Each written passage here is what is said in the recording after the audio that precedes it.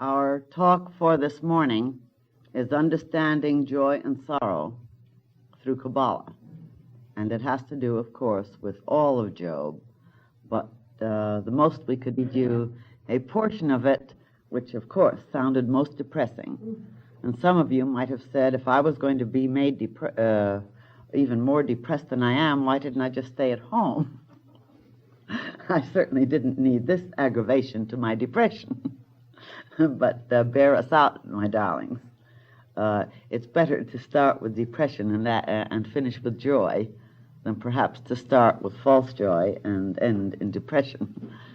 And in any case, if you had such a thought, even mildly or intensely, you need to listen to what we have to say more than others. If you are in a state of joy, you still need to hear it.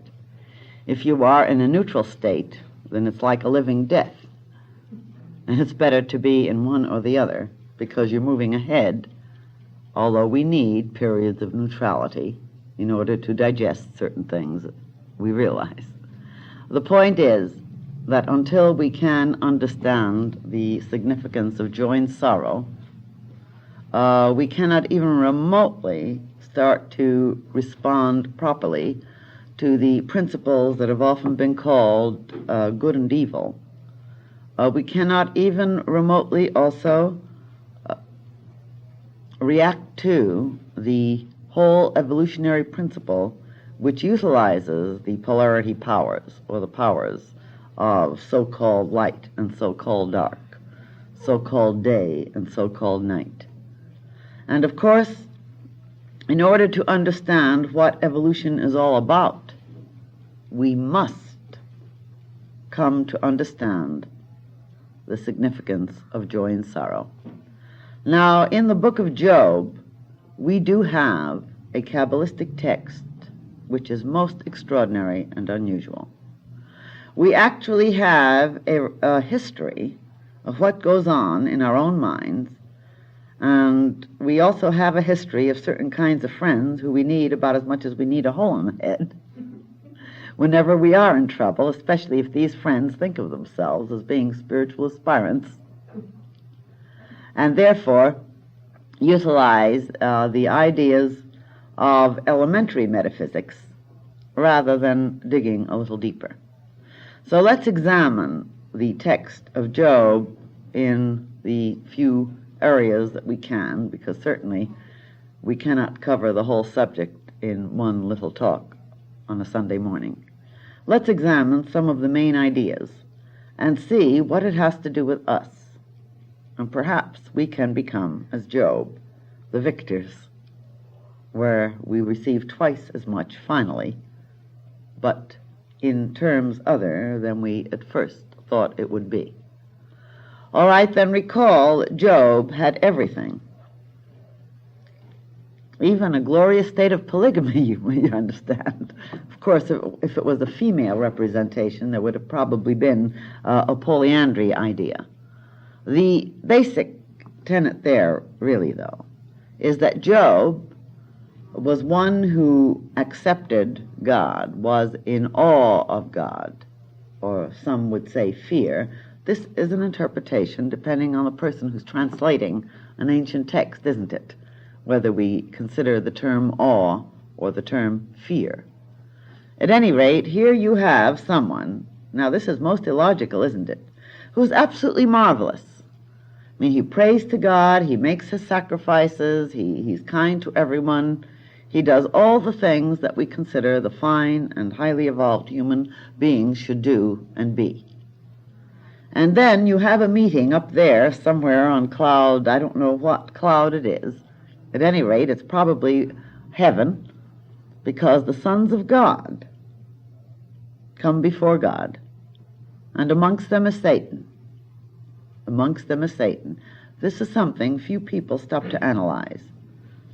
And those of you who come to the classes are starting to realize that the word Satan perhaps has other meanings, and as we go along with the rest of our talk, you will understand it, I hope, more fully. Nevertheless, Satan, remember, is just one way of representing the idea of the forces that in astrology we call Saturn, or in other terminologies that we call the principle of manifestation. That is the Kabbalistic terminologies. The principle of manifestation. And of course, the principle of manifestation does bring about a more complete expression of the polarity idea. That is, the light and the dark, the so-called good and so-called evil. And if you will recall, in my last talk, we were discussing together these ideas of so-called good and so-called evil. And I pointed out to you, that is our last Sunday morning talk, I pointed out to you that the ideas of good and evil are definitely and inescapably involved in the interaction of opposites which bring about the development of consciousness. That is, a centered consciousness, a strong consciousness. And that without these interactions you could not have consciousness at all. It is only when you have the interplay of the pairs of opposites that you can even remotely become aware of the graduations in between, the different colors, the you and the me. If you will recall, I pointed out to you that having what some would call samadhi, or cosmic consciousness, is a state of being unaware of anything else except the all-inclusive, beginningless, endless, ecstatic I, but without anything for I to be aware of. And that being in a manifested type of vehicle and consciousness that is what we might call limited. And remember, limitation takes away from cosmic realization in a sense, or at least temporarily. But it is only in this limited, self-conscious state of awareness that we are able to say not only I love, beginningless, endless, but there's nothing else but I, but that in this other state we can say I love you, you love me, we love each other. In other words, an awareness of all the different qualities, the different colors, the different shades of colors, which make for the richness of consciousness. Now here, with joy and sorrow, we have one of the most profound problems tied up, really, quite completely with the ideas of so-called good and so-called evil. And in Job, we have the most irrational bit of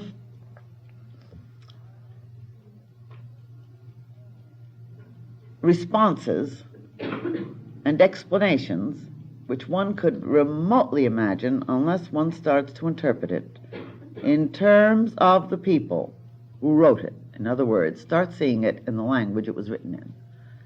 Now then, what does Job say basically? Then we're going to go into the ideas that really have to do with our own personal lives. Basically, the story of Job tells us this. Job was a marvelous, upright, glorious, wonderful, spiritual man. He had everything physically, he had everything spiritually speaking, that is, at least ethically speaking. Let's put it that way. Ethically, physically, he had it all. His riches, his religious spirit, his worship, and so on. And yet when Satan, along with the rest of the sons of God, appeared before God, it appears that God started to brag a little bit, doesn't it, about this terrific son on earth by the name of Job, and saying, now here's a fellow I'm really proud of. He is upright, he does all the things that one should be proud of. And it seems that Satan, one of the sons of God, says to his father, God, that's what it seems like. Oh, is he? Well, now, how can we be so sure? Why don't you let me have a little go at him? And let's see if he's really that. And God, it seems, must have been terribly small, if you take things literally, and said, well, he is too. By God, you go, by me, not by God. It would be by me with a capital M, wouldn't it? You go ahead and test it, and you'll see I'm right. And so Satan takes himself back off to earth where he's been going to and fro, and he starts really giving Job the works. Although he's been told by God, now don't touch him physically. All you can do is take away everything he's got. Boy, some God or Father or what have you, if you took it literally. You see, if you took it literally. And so Satan goes ahead and pulls everything out from under Job. He really gives him the works, but he's not allowed to touch him physically. And Job still hangs on to his righteousness. So the sons of God meet, and there's Satan again as one of the sons of God. And he says, and God says, see, I told you so.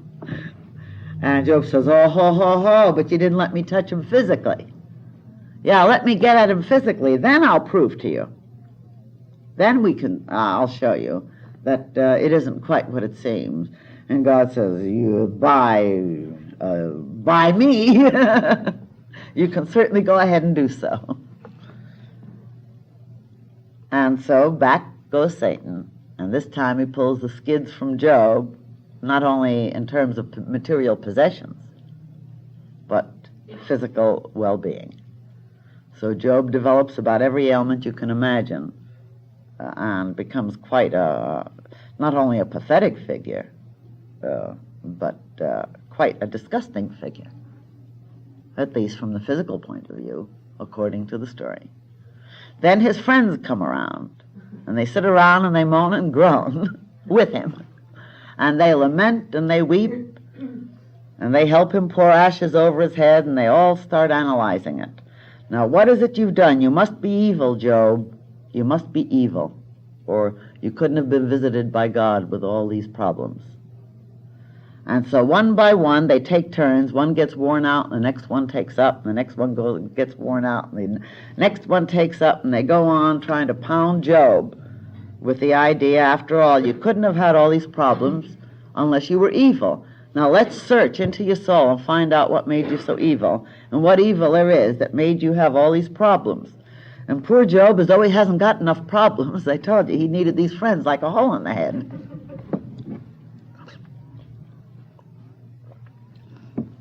His friends, under the guise of love and concern for his well-being, are just having the time of their lives.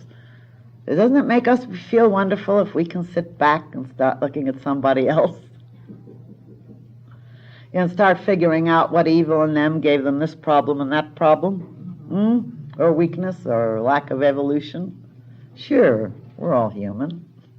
Let's smile together over it. That's the only way to get over it really rapidly. You have a story here with the most fantastic human awareness, the inevitable weaknesses of the evolving souls of creation. And, of course, the unfortunate thing is that too many people have taken this glorious story of evolution and the reason for joy and sorrow and have made it a literal nonsense. Yet anyone who examines it with even a fraction of a Kabbalistic eye can see its meaning, especially if you were able to read it in its ancient texts and take the numbers and add them up and see what they correlate with. This is the secret cipher that has kept the truth, incidentally, of evolution awake and available to the few souls who are able to look and see, who have evolved enough depth to see and understand these things. So we have a situation which would certainly make of God something like a monster. Wouldn't you agree? I hope you're going to agree that if we took the literal value of this book of Job, it would make of God, or the creator of the universe, a monster at face value. Nevertheless, let's go back and re-examine it again, some of these ideas, in terms of the original intent and that which those who know how to read see instantly. They don't have to go backwards. They see it right now. First of all, let's examine the idea of evolution as we have been trying to give it to you through the most ancient of psychological philosophical methods for spiritual advancement that exists, that is, the Kabbalistic way that includes tarot.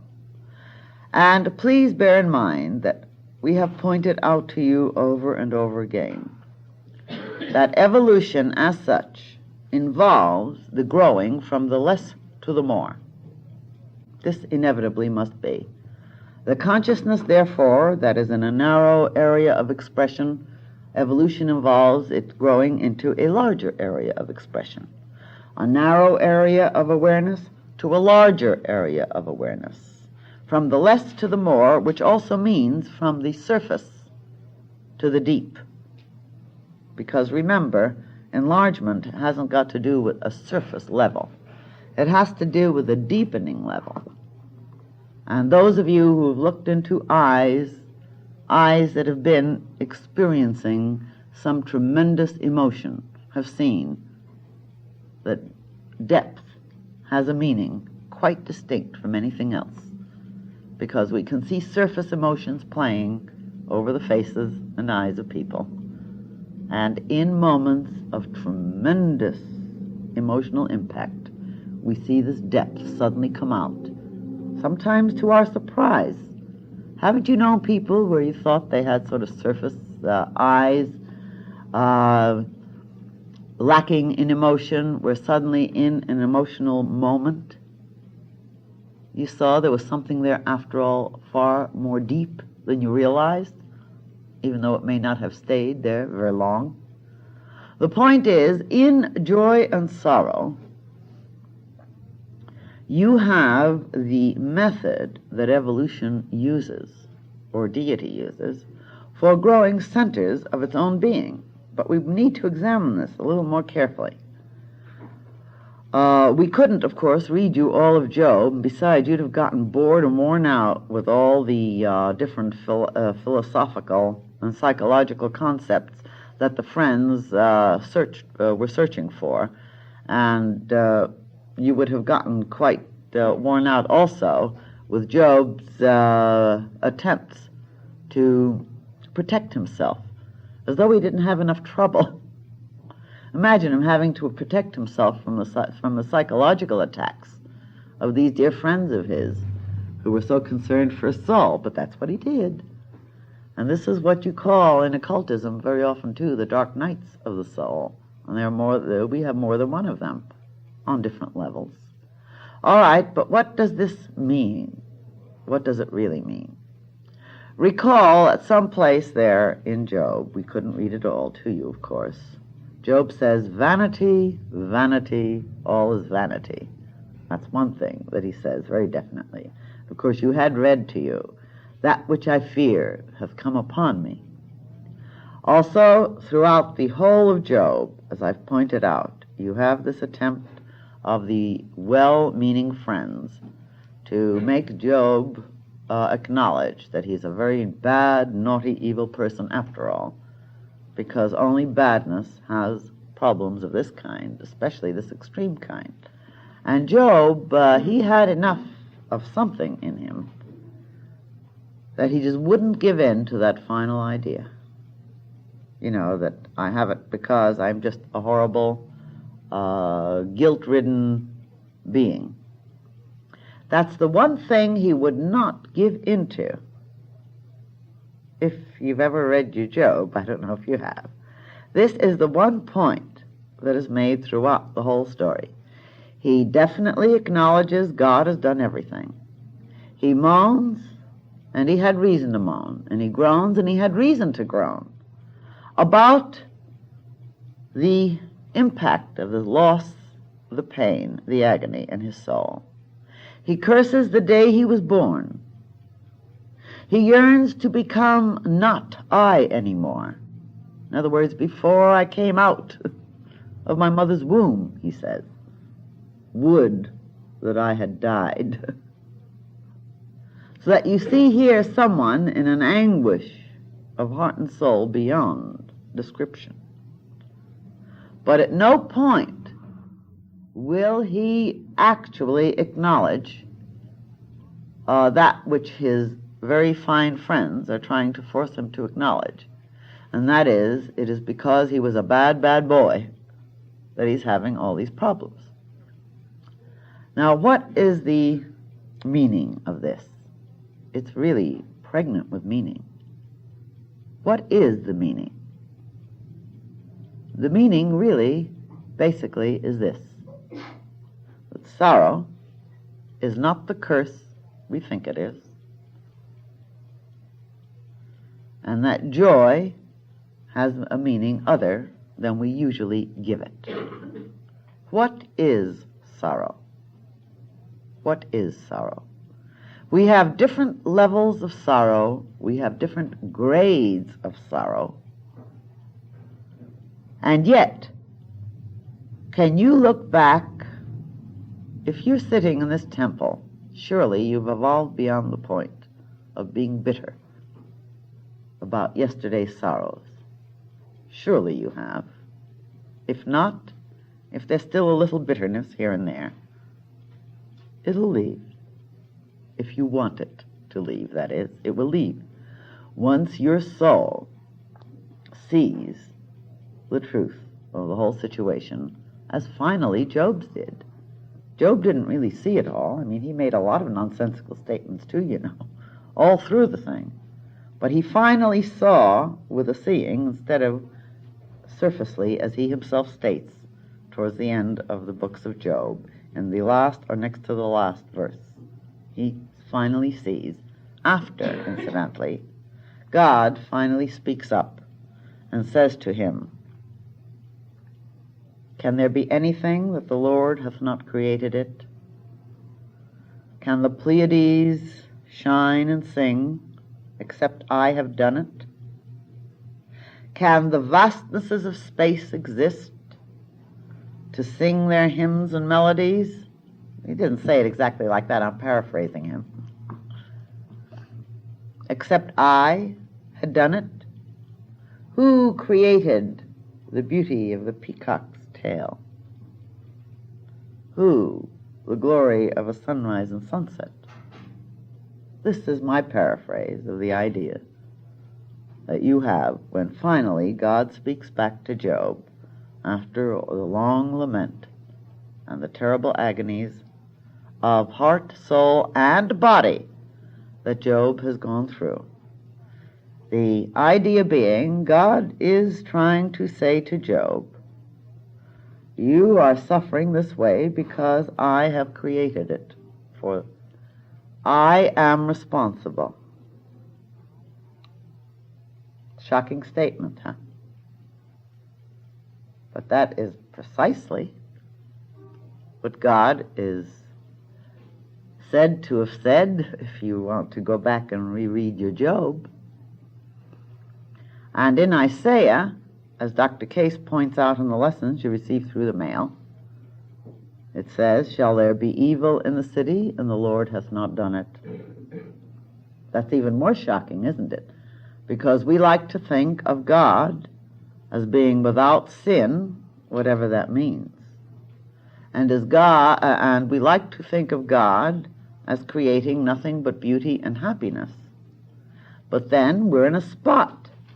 If God has to be this kind of wonderful, beautiful God, from our point of view, how do we account for the very apparent evil, and it exists, and how do we account then for the sorrow?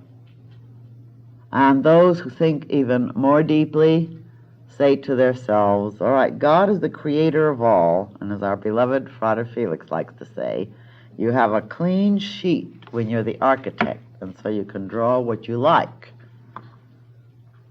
Which again shows that very definitely, incidentally,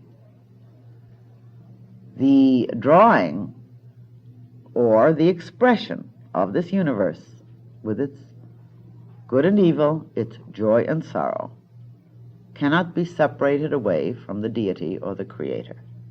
All right, then what do? Look and say, what kind of creator is this? Well, at a certain age we do. When I was 21, I looked at it that way, and I was filled with horror. And I said, this evil that exists, After all, a creator who's the creator of all also created creatures capable of creating evil. Therefore, the creator is responsible if there's a creator. And this creator also would have created such conditions that would inevitably bring sorrow and pain and agony. Therefore, whoever we want to blame, whether it's our mother or father, sister, brother, friend, enemy, you have to go backwards and say you have to point your finger at God, or the creator of it all, because God would have made it possible in the creation to bring about this kind of experience to centers of life, ourselves and all other creatures. At age 21, I saw this, and I decided I was an atheist. I said to myself, such a God, if such a God existed, would be a demon, because only a demon would create the kind of universe and the kind of life that could bring sorrow. Well, I couldn't even kill an ant. So certainly I was something nicer than this kind of God. Don't you think? Good thing to think about. The point is, as far as I was concerned, if only a demon could be responsible for a creation where injustice and sorrow and pain and evil existed, I wouldn't have truck with such a God. So I decided there is no God, and I decided I was an atheist. For a good 3.5 years, I had myself a ball with my own consciousness. The fact that I continued to protect anything and everything didn't strike me as illogical at all at the time. That's what we can do when we're young. Now that I'm past 25, not much, mind you. Of course, I've ripened in my perceptions. But at that age, and with that point of view, this is the way I saw it. And yet, everything in me had a complete and absolute need to do something about lifting the pain of this world. Then, as I'm sure it has done with you at times. And then what occurred in my realizations? What really occurred to change my point of view? Because certainly something changed it. Because I'm sure you realize I do not consider God a demon anymore. One I would have no truck with, and one that didn't exist. Well, something certainly happened to change it. Very much like happened to Job, because we all go through this over and over again. This is part of the evolution. You've had the same experiences, every one of you, at different times, in different ways, where perhaps you have not yet realized that it is involved with the same principle. But the thing that made me change my ideas basically was another kind of experience, where with Job I was able to see, I thought I understood, but now I really see. And what is it that I really saw? What I really saw was that only when we have experienced the testings and tryings that come from our own higher selves, only then can we be said to have accomplished anything. Take it into any area you like. The bridge that's built has a certain strength, and it's built to have that strength to hold so many tonnages of weight. This is an analogy I got from our Frater Felix that I always use with his engineering mind. But this next point, though, once you have built a bridge to take so many tons of weight, do you know whether it's really going to do it unless you test it? So then you have to send something over that bridge to see whether it'll take that weight. But that isn't enough. Then you have to send more and more weight over it to see at what point it cracks. When you know at what point it cracks, you know what limits to really set, and then you know what to do for the next bit of steel you're going to put into the oven to work on the next groupings. Because after all, the idea is more and more and more, isn't it? And once you've accomplished one group of functions, then you get busy on the next group. All right, now this idea of sorrow, joy and sorrow. Here we have Job. Let's take it back to ourselves, who has everything. Everything for that time and level. There was a time in your life when you said to myself, I'll be thoroughly happy if I have $1 million and some movie star. Maybe you were only 5 or 6 years old, but didn't know what $1 million meant, but there was a time in your life when you had some such concept, whether in a smaller or larger measure. Then you got to another point in your life where you said, I will be perfectly happy when I have some other group of conditions. Maybe when I'm just world famous where everyone looks at me starry-eyed. And we go ahead and we build images of what's going to make us perfectly happy. The point is, whatever it is we think is going to make us perfectly happy, sooner or later, we do accomplish it, as I've pointed out over and over. This is the one area where elementary metaphysics is correct. And incidentally, probably the only area, I'm sorry to say, where what we hold consistently enough in our minds will eventually come to pass, though not necessarily in one incarnation. This is the point. It may take many, many incarnations, but it will, if we are consistent, have it come to pass in various ways and degrees, depending on the accuracy of our images as we work towards it. But finally, when we have that perfection, or shall we say fulfillment, here you have your Job. He had fulfillment. And in that fulfillment, then he had to get tested in order to be prepared for the next steps in his evolution. So in that fulfillment, he had to get tested. Then we go on, we evolve and we grow. And the next fulfillments evolve things that are less full of nonsense. And so we go from stage to stage, from evolution to evolution, from incarnation to incarnation. That which we consider will fulfill us becomes, of course, more complex. But every time we have our complete fulfillment, that is, we have everything, and supposedly we're satisfied, something in us, though, something in us is not satisfied, because remember what Job said, that which I feared hath come upon me. Whenever we have anything that we figure is marvelous and wonderful, we always become afraid of losing it. When we're in love, haven't you been afraid of losing the one you're in love with? When you've been in love, or if you've had money at times, or some precious possession, we always develop a fear of loss when it's something we feel is marvelous, beautiful, wonderful, fulfilling. Not that it will stay that way, because unfortunately, familiarity, when it's in a narrow sense, does breed contempt. The point is, though, that we always, as human beings, become fearful of losing that which is the most tremendous, the most beautiful, the most wonderful to us at the time or at the moment. And so, of course, the moment we're afraid of losing it, we immediately set our own evolution into the next larger circuit in its inevitabilities, so that we have to lose that which we were afraid to lose, because this is part of our own image, and along with that, we bring about the very conditions which bring grief, sorrow, loss, unhappiness, because we're trying to hang on to that which we had desperately. And already the forces have been put in motion which make it inevitable that we lose it. Now, did we do something wrong by trying to hang on? By having fear, which was really imaging a losing or letting go?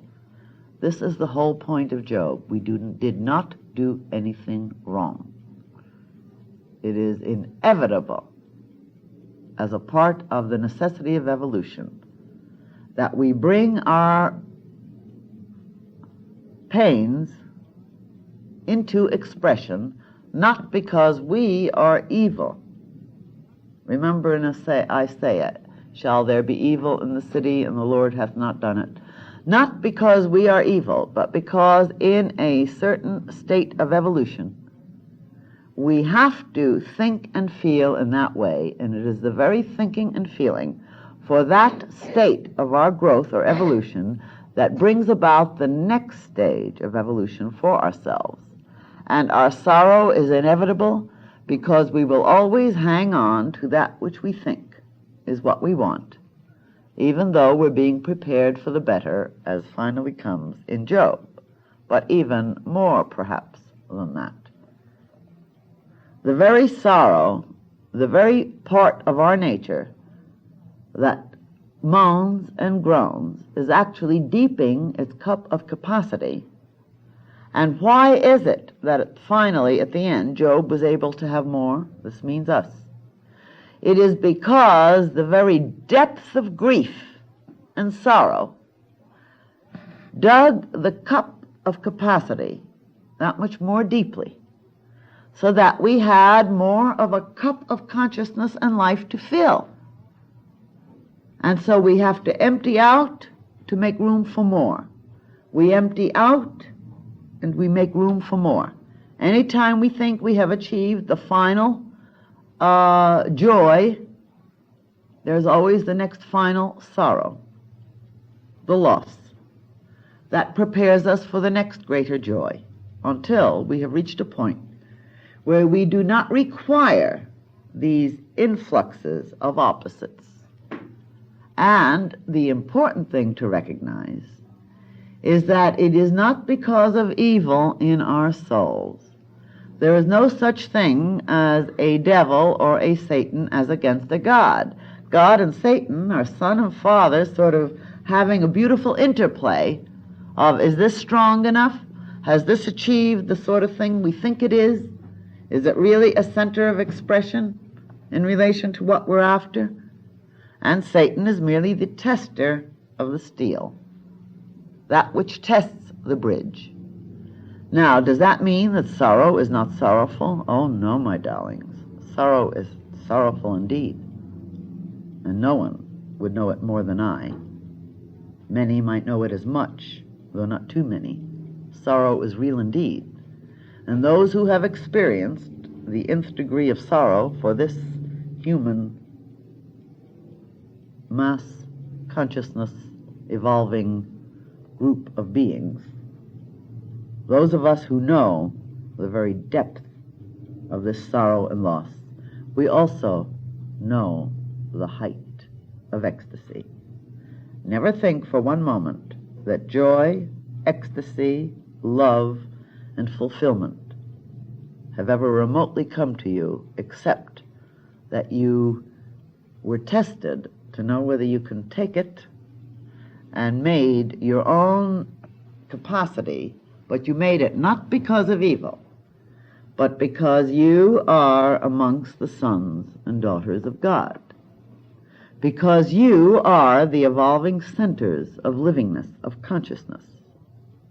And the sorrows that come, and they are inevitable, are not sorrows if we come to recognize that these are the ways and means for developing love. Have you ever remotely been able to feel compassion as deeply, except after you have overcome a certain sorrow of your own?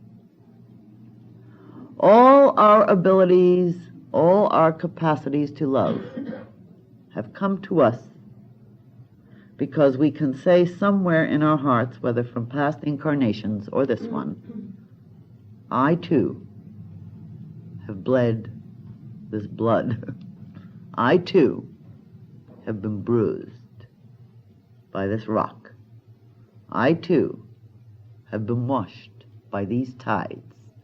And your heart goes out to another, and it would never even remotely be able to go out to another, except you had gone through the testings of the strength of that steel of your soul, keeping your individuality. You would never remotely be able to look up at the star and listen to their stars singing, the vibration of life. You would never remotely be able to look out at the sunrises and the sunsets, except your heart and souls have felt darkness, the pall of lack of livingness, of sorrow, of loss. You would never remotely be able to reach out with tenderness to another, except your heart had been empty and lost, and in your greatest need, your dear friends started to try to hunt up your failures instead of helping you, trying to give you real strength and comfort. All of the beauties of our nature, the love of our hearts, the washes of our souls, these have come to us because we have already tasted the bitter cup of sorrow over and over again. And we will taste it over and over again until we come to the point which is pointed out in Job, where we can say, Thou, O Lord of the universe, hast created this. Yea, even though I am killed, still will I believe in you. Whatever happens to me, I will not lose my understanding or realization that you are all. You are the creator of all. I will not lose my faith in you, no matter what. This brings the finish, the blossom on the flower for earth, when we can finally come to this recognition, this realization, when we stop beating our own breasts or hitting other people over the heads because of the vanity. Vanity, vanity, all is vanity. As long as our own egomanias seek to make us feel that we are a center of persecution from others, as long as our egomania and vanities, and we all have them, my darlings, every one of us share this, make us feel that we are not understood by others, as long as our ego and vanities make it necessary for us to search for the dislike of others, the projection from others of hostilities in various ways, as long as we have this kind of nonsensical vanity, we will keep building, but not because we're evil, this is the point, because we are still separated away in the narrow vanity, vanity, always vanity. But as we get to the point where we can enlarge our scope and say every sorrow has been the gem for my crown, when we come to the point where we recognize that everything we have feared that has come upon us has been because we have still felt that there were certain things in the material universe which could bring us our joys and fulfillments. This is part of the vanity. When we can come to the point where we see that this could never have been so, that our happiness, our fulfillment, our joy is dependent on one thing, faith in the one life to work it all out. Faith in the creator of the universe. When we come to that point, then whatever it is we have lost many things, and why not? It just makes room for more, as I pointed out. Whatever it is that has brought us sorrow, this is good. It has given us the capacity for greater joy. Whatever love we think has walked away from us, this is good. It has made us understand and love love and revere love enough so that we will be more tenderly kind to love the next time and appreciate it as we're supposed to grow into it, through it, with it. Anything that has brought us sorrow is our treasure. It is going to bring us the greater joy, multiplied and running over. And when we reach this point, I reiterate, where we can say, the Lord of life has done it all. The testings of the Son of God, which is the Satan within ourselves, have really brought me to extra fulfillment, to the capacity for extra fulfillment. We will see that never has there been a sorrow that hasn't been worth it.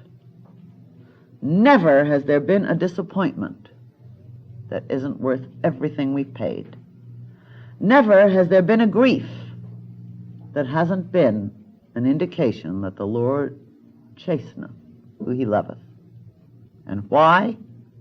Because the chastening is really a preparation for complete fulfillment, kingship, ability to permanently, in this evolutionary field, be a center of the glorious joy, one of the sons of God who comes before God at the regular meetings and lives that which is meant to be lived, and that's what we're all growing to.